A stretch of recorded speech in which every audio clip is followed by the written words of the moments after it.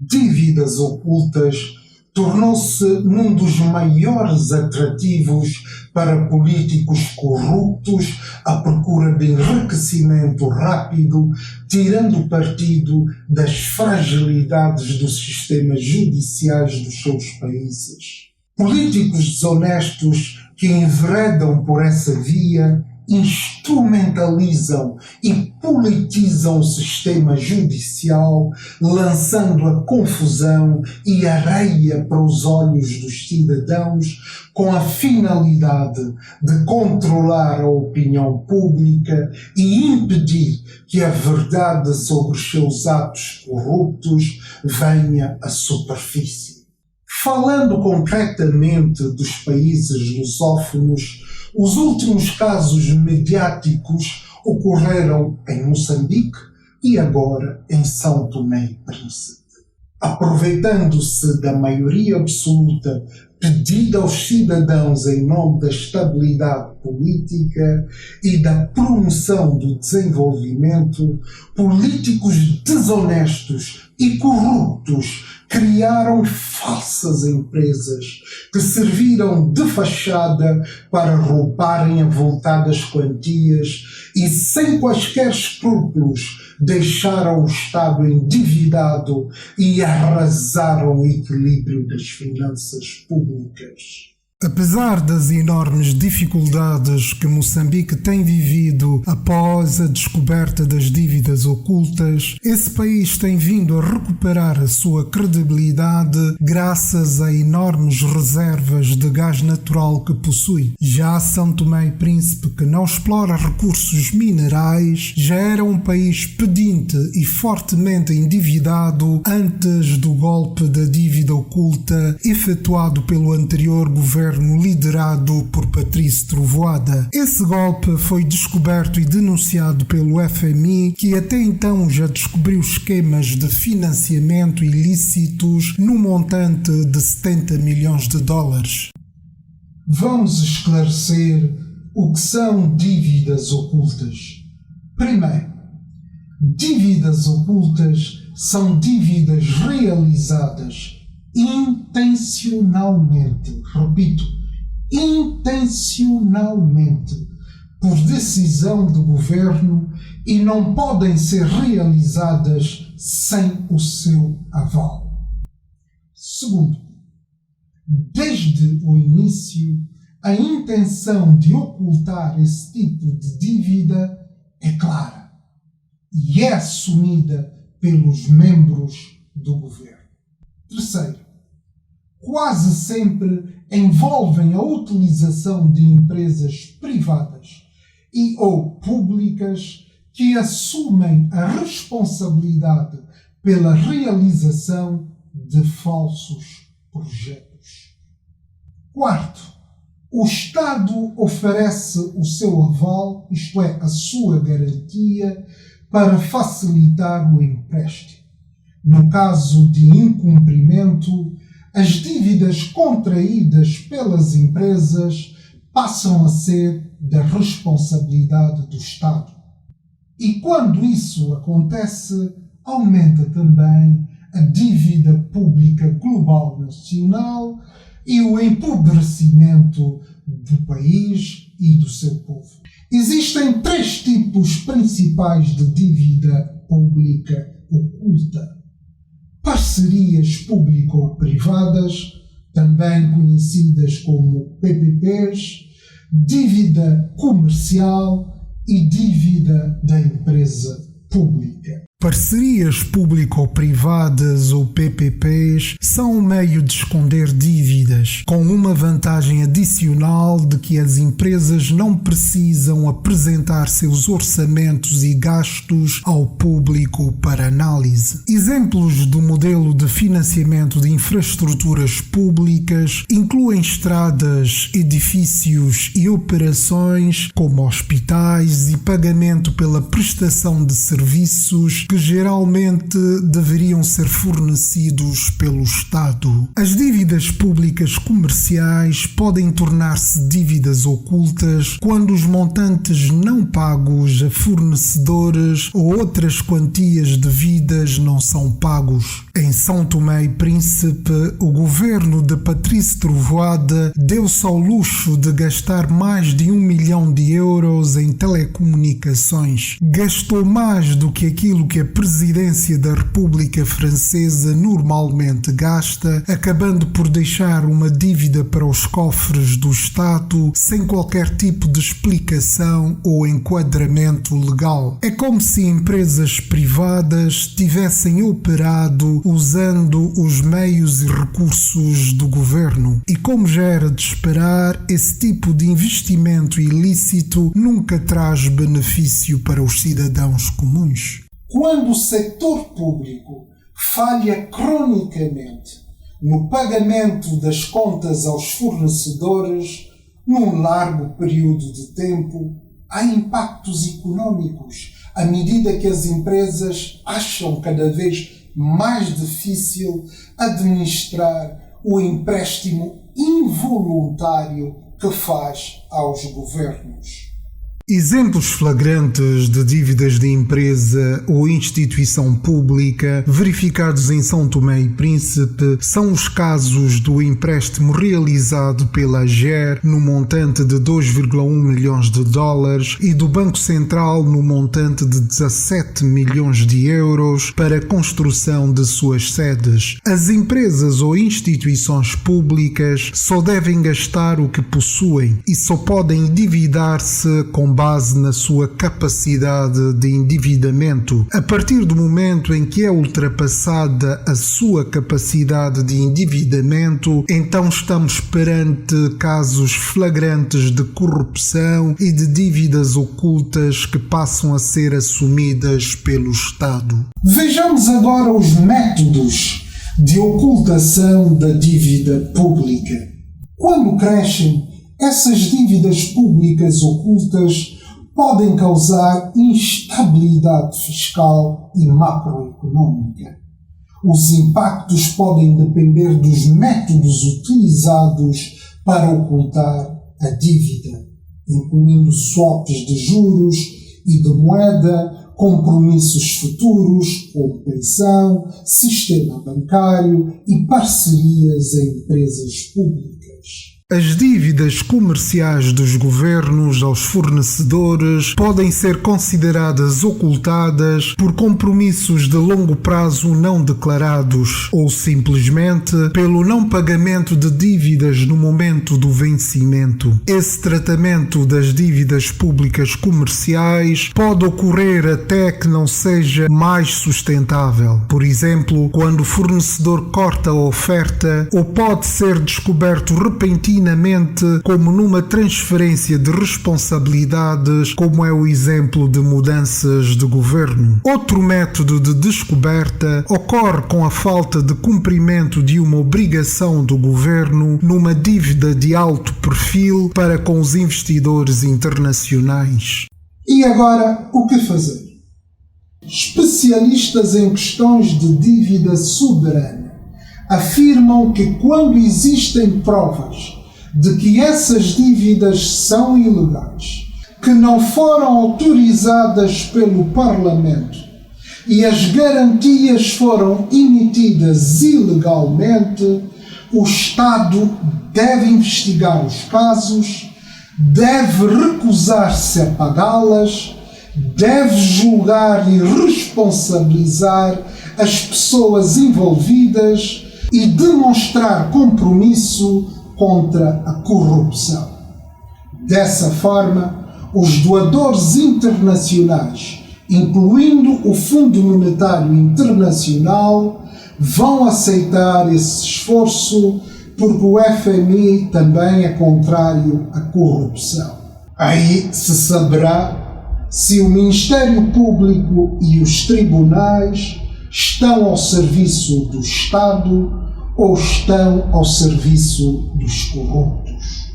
Os especialistas são unânimes em considerar que se o Estado pagar as dívidas, será aberto um terrível precedente, porque isso vai encorajar que casos semelhantes voltem a acontecer. É como se estivesse a estimular os detentores do capital que, em parceria com nacionais, continuem a levar a cabo esse tipo de práticas corruptas.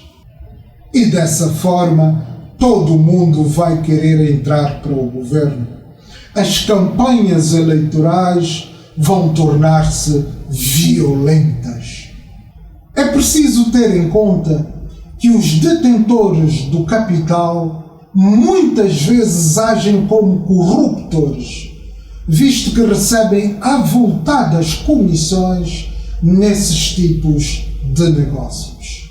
A arrestação dos bens dos corruptos é essencial, tanto dos corruptos como dos corruptores, tal como se verifica agora com o caso moçambicano.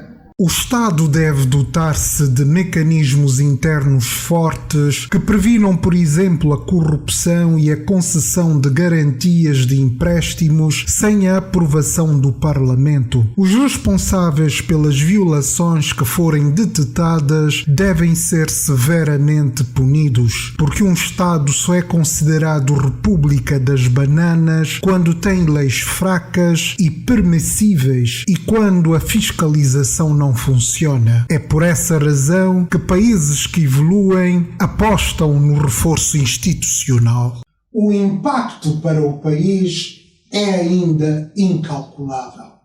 Sendo São Tomé e Príncipe um país sem recursos e dependente de doações internacionais, a recuperação será mais difícil. E se a justiça não desempenhar o seu papel, os doadores e instituições financeiras internacionais não irão tolerar. É ainda de realçar que normalmente nesse tipo de esquemas nenhuma das empresas privadas que são criadas para servir de suporte ou de trampolim para a obtenção de financiamentos nunca chegam a entrar realmente em funções. Cada uma delas beneficia de avultados empréstimos bancários para financiar as suas supostas atividades. Normalmente, o dinheiro entra através de um fundo de investimento criado para o efeito. Os empréstimos só são avançados com a assinatura do Ministro das Finanças. E como tal, com o total conhecimento do Governo e especialmente do Primeiro-Ministro, que normalmente é o cérebro de toda a operação. Aí ficam claras as razões pelas quais o anterior Primeiro-Ministro de São Tomé e Príncipe, Patrício Trovoada, quis monopolizar todo o sistema judiciário são-tomense.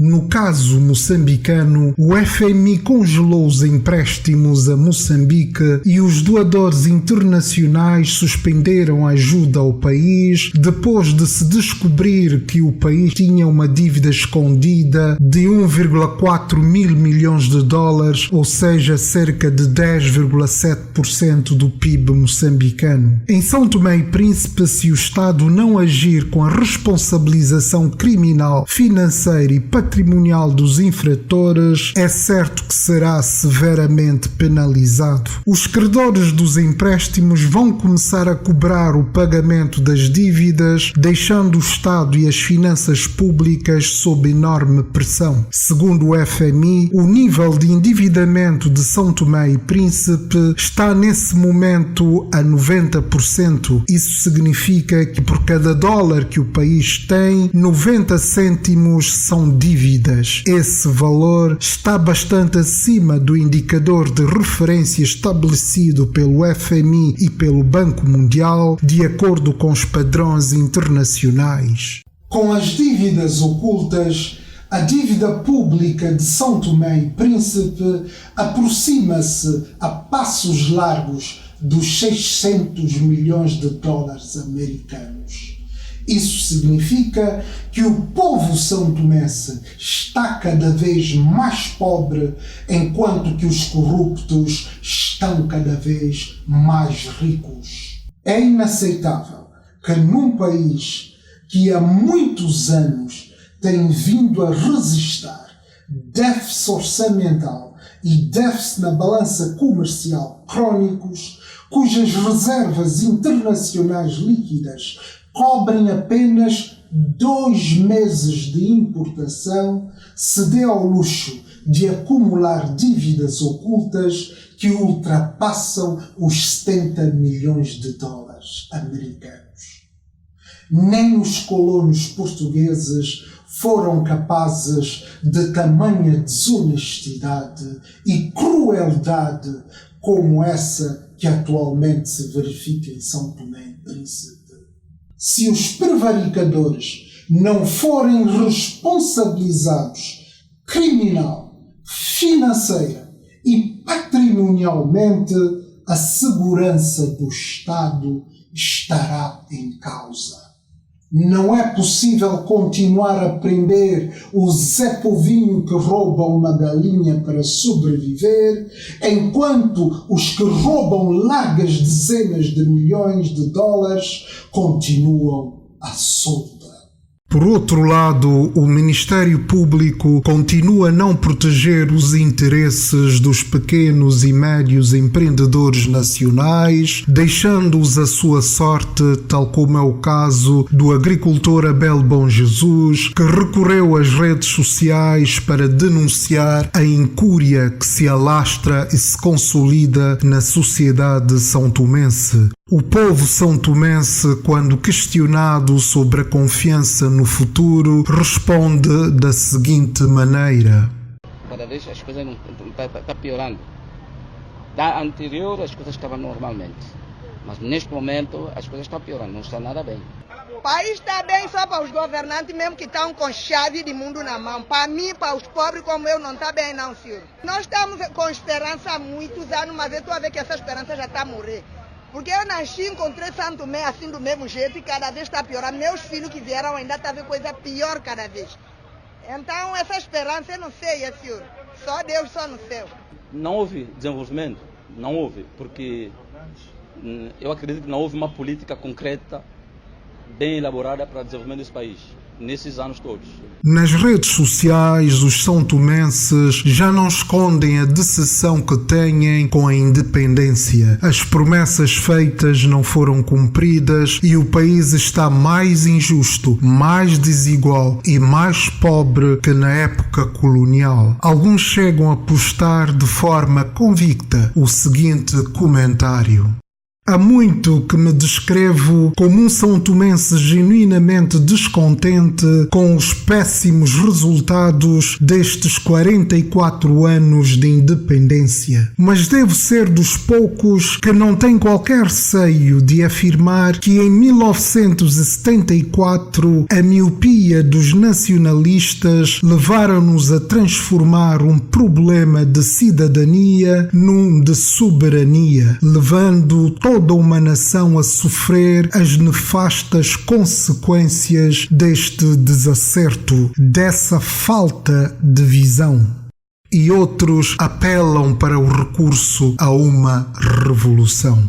Infelizmente, essa é a pura realidade. Há dias escutei um desabafo de cidadão esclarecido em que ele dizia: seria muito melhor que devolvêssemos São Tomé e Príncipe a Portugal e passássemos a ser uma região autónoma. Discordei-me dele porque defendo a soberania e acho que a culpa não é de todos, mas sim dessa meia dúzia de dinossauros que nos transformaram em escravos. Urge sim uma segunda revolução que seja efetivamente completa. Sinto nojo de tudo o que está acontecendo nessa minha pátria maravilhosa e querida.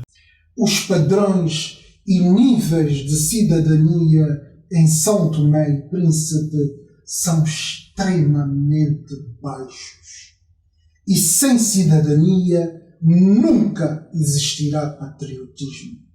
Se nada for feito para inverter esse quadro, São Tomé e Príncipe caminhará inevitavelmente para o abismo. Não se esqueçam que os golpes efetuados através de dívidas ocultas são realizados de forma premeditada, consciente e intencionalmente.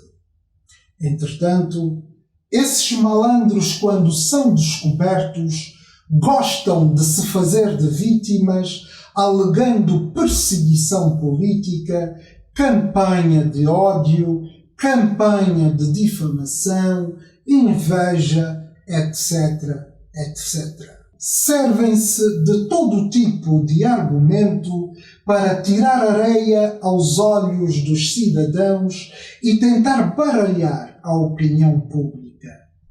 E depois começam a dizer que no passado os outros também foram corruptos. Ora, o povo são-tomense deu uma maioria absoluta e um presidente ao partido ADI para combater a corrupção. Ao invés disso, o ADI compreendeu que o povo lhes deu carta branca para praticarem todo tipo de corrupção. O povo tem de estar vigilante e preparado para nunca mais cair nas falsidades e mentiras desses burlões. O povo tem de estar vigilante para denunciar todos os atos de corrupção que forem praticados pelo governo dessa atual maioria. Não se esqueça que esse é também o seu canal. Se quiser denunciar atos de corrupção, entre em contato conosco, porque nós lhe daremos voz.